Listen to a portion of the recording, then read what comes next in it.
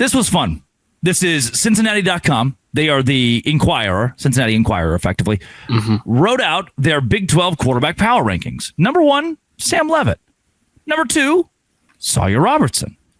Too low. Way too low. Way too low. Maybe, yeah. Yeah, well, one's college ball playoff. The other was a guy who made $0 last year for Baylor because DeQuan Finn was making $2.5 million or whatever the number was. And oops, somebody made a very large mistake there. Then we get to the point where I'm like, okay, let's really analyze. I want to mention the craziest part is the further you get to the bottom, like Nico Marchiol, who has played a lot of Big 12 football, is at 13. Then at 14, 15, and 16, they're like, I don't even know who's going to be the quarterback. So they have UCF, BYU, who's still a conference contender, at Oklahoma State, and just a list of random names next to each of them is like, I don't know. The fact that BYU is not in last is pretty funny, though.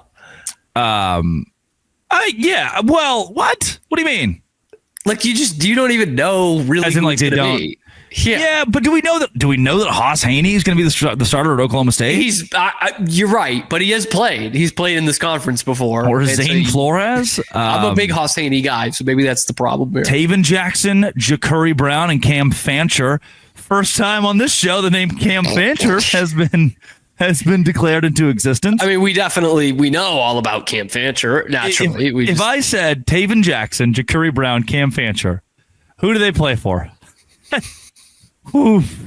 I would be just as ready to say Atletico Madrid than the team they actually play for. All three of those guys will probably be at media days as well for the University of Central Florida and Scott Frost. Then there is McKay Hillstead, Trayson Bourget, and Bear Bachmeier at BYU. Those guys are listed at 15, and I think all three of those are just kind of a wash for the Inquirer, who's just like, I don't know, put him at the bottom. Don't care. Robertson at 2, 3 Josh Hoover, 4 Roco Beck, and then New York Post Heisman Trophy winner Avery Johnson at 5. Yeah. Is this just like a fall from grace to have Avery Johnson at 5? Does he deserve this, or is he like still a top 3 quarterback in this conference? I still think he is a top 3, but we kind of talked about Hoover a bit last week. Yeah, he's good. Like I understand the reasoning as to this ranking. Like I think Avery Johnson is a bit better, but like I also understand when you look at the pure stats, you're like, well, it's really tough to argue. And the other thing I give Josh Hoover a ton of credit for is the fact that he had 0 running game, and he was able to keep his team in game. So I do get that. And I think, by the way, I think they nail like 6 through 12 on this list. I think this is the most faithful I've seen to the middle of the pack Big 12 quarterback. I kind of disagree. We'll get into it. Let's talk top 5. Obviously, Roco Beck at 4 above Avery Johnson doesn't make a ton of sense in my brain. That's where I'm thinking, no, I still think Avery Johnson's a Heisman contender. And I like Roco too. I just like when you look at the intangibles of things, like Avery Johnson's better.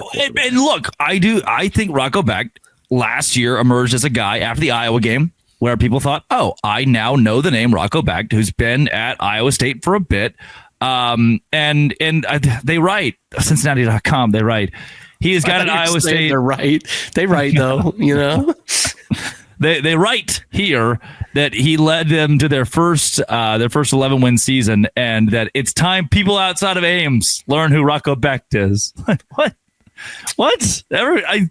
A pretty well-known guy now in college football. People know Roco Beck is the quarterback at Iowa State. I think it's you, Cincinnati.com, who just Googled Big 12 stats. Like, who's this Roco Beck they speak of? It's really good. Yeah, at some point they've probably done like 8 of them, and they're like, wait a minute, who's the Iowa State quarterback? They were good. They went to the conference championship last year. We got to have this guy in here somewhere. Robertson at 2.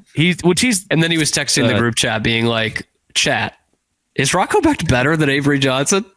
He sends the Charles Barkley thing, like, we need to start dialogue. And it's a 2-person department. It was just the intern who was like, I don't even know who that is. So I don't follow sports. Like, Avery Johnson, the basketball coach? PR major. I think he's got to be better than the basketball coach. Leavitt is the undisputed number 1 champion of the world.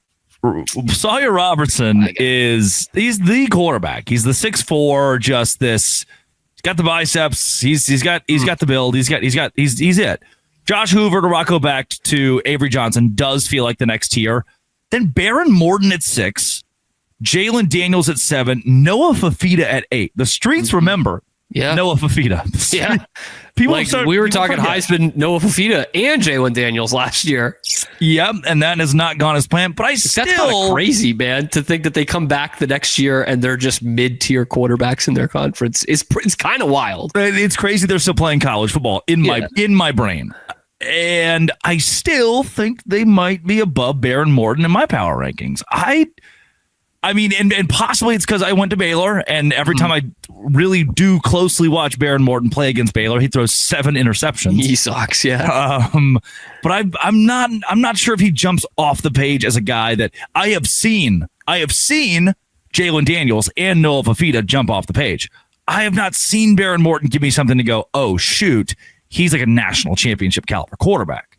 Well, yeah, the thing that we use for Josh Hoover can be used in reverse for Baron Morton. Like Baron Morton's had great running backs or running attack the last couple of years with Taj Brooks. I would take Jaylen Daniels over Baron Morton. But when you look at, like, again, the way I'm trying to get in their heads here and looking at the stats, the ESPN stats, the little thing in the corner that just shows you yards, touchdowns, picks. Like Baron Morton's right there with his numbers with Sam Levitt and Sawyer Robertson.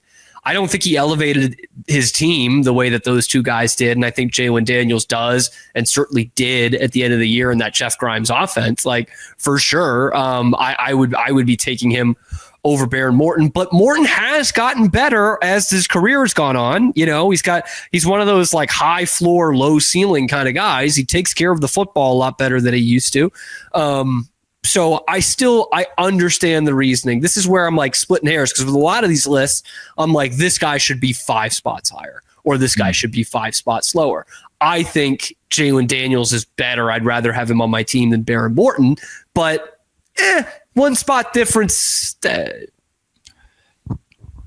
next tier is where I think they're really getting. I know I said 6 through 12, but I think definitely that next tier of like 9 through 12 is pretty good. Yeah. That's a Texas Tech fan will hear that and point at all of Jaylen Daniels' stats from last year and say, seriously? They're right because he was bad. He was just really bad. But I remember him for what he used to be. I remember Noah Fafita for what he used to be. And the last couple of games of the season for Jaylen Daniels, let's be fair. Yeah.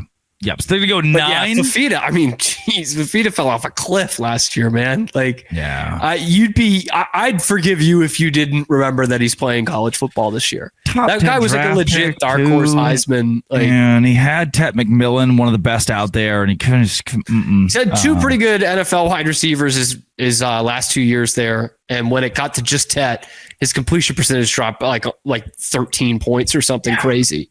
Yeah. Brendan Sorsby at 9, Caden Salter at 10, Devin Dampier 11, Wegman 12. They're the first one that is properly rated Devin Dampier. Nico Marchiol. Utah fans are going nuts over this. I mean, come on, man. I would put Dampier maybe below Wegman and Nico Marchiol. I like Nico Marchiol. 13th on their list, but he won both of the games he started last season against Arizona, 18 for 22. Couple 100 yards, 2 touchdowns. I mean, some call him the lefty Roco Beck. I've heard that. Mountaineer Paul texts me like 3 times a day. He texts me that. Yeah.